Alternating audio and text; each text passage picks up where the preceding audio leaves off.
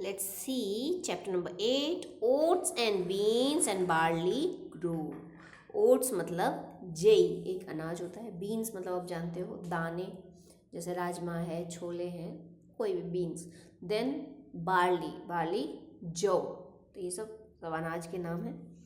तो ये हम देखेंगे कि अभी कभी आपने ध्यान दिया है कि किसान जो अनाज उगाते हैं खेतों में, तो किस तरह से वो उगते हैं, कैसे उपज होती है उनकी. तो ये एक एज ए पोएम हमें दिया गया है. चलिए स्टार्ट करते हैं.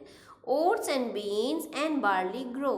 Do you or anybody know how oats and beans and barley grow. तो क्या बोला जा रहा है कि जौ, जई और बीन्स वगैरह सब बढ़ते हैं, उपज होती है इनकी.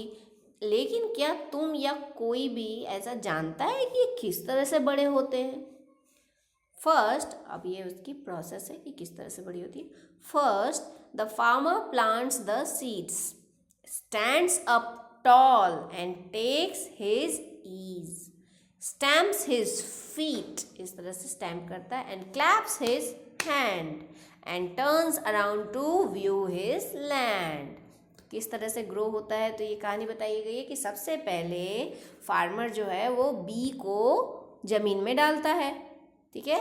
फिर आराम से खड़े होके सांस लेता है, आराम का सांस लेता है, मतलब मैंने बी तो बो दिया है. अब उसके बाद पाँव पटक कर ताली बजाता है और चारों तरफ अपना घूमता है, कहाँ, ज़मीन देखने को, ठीक है.